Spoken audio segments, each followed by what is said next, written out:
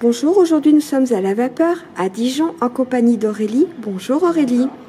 Une action ici faite, et si tu veux bien nous expliquer en quoi cela consiste et qui a organisé cette action, s'il te plaît.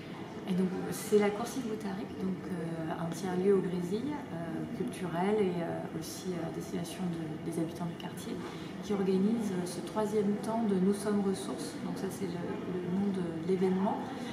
Ce sont des temps de travail en fait collectifs à destination de la filière culturelle et créative locale, donc Dijon, alentour, Côte d'Or, même des personnes des départements limitrophes, pour réfléchir à comment on peut structurer une action collective pour la transition écologique du secteur culturel.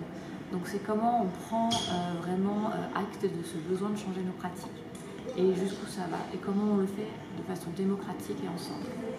C'est la troisième édition, c'est voilà. Bien ça? Oui, la première était le 30 mars, la deuxième le 4 juin. Et donc on a vraiment on a réuni les personnes, les volontaires, un appel, voilà, une invitation le 30 mars pour voir ce qu'on voulait travailler, quelles étaient les thématiques qu'on voulait travailler, comment on voulait s'engager concrètement sur le terrain.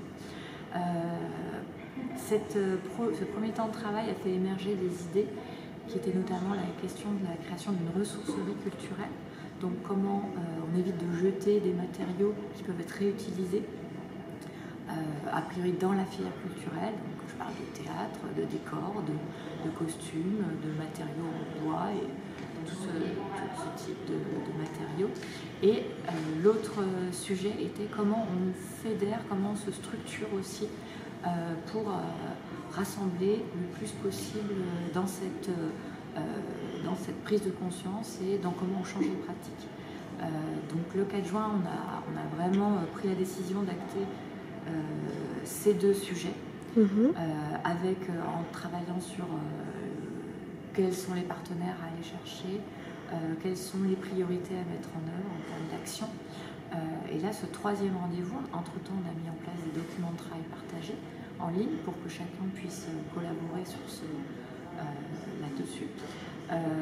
Naturellement, on est quand même dans une année compliquée avec la reprise aussi des activités culturelles. Nous, en interne, donc la Coursive qui avons comme mission de générer des actions collectives au bénéfice du territoire et de la filière culturelle, on s'est dit, bon, il faut qu'on donne encore un coup de pouce, on ne peut pas juste animer. Donc on a missionné Claire qui va intervenir tout à l'heure, Claire Chaduc, qui a une structure qui s'appelle Alterculture, pour faire avancer, aussi faire des enquêtes terrain. Donc elle va nous donner ses retours sur ces enquêtes terrain, de comment ça s'est structuré dans d'autres régions. Et aujourd'hui, on va essayer de continuer, de voir comment on se structure, qui peut porter l'action, parce qu'à un moment, le collectif fait qu'il y a de la déperdition de tout, d'énergie, d'information.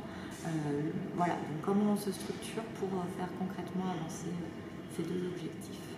Et de toute façon, on peut retrouver des informations sur le site internet. Voilà, la Coursive, la-coursive.fr. Écoute, je te remercie beaucoup et puis je te laisse animer l'atelier. Voilà, on continue. Aurélie, tu viens de nous parler de quelqu'un et elle est à côté de toi. Si tu veux bien nous la présenter, s'il te plaît.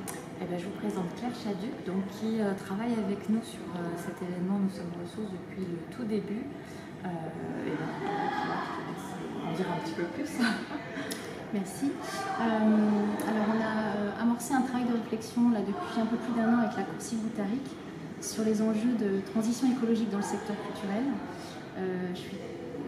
J'ai développé un parcours au sein du secteur culturel et ensuite j'ai bifurqué sur des questions de responsabilité sociétale des organisations et des entreprises. Et parce que je trouve que c'est un outil pertinent pour accompagner justement les transformations des organisations, y compris dans le secteur culturel. Voilà.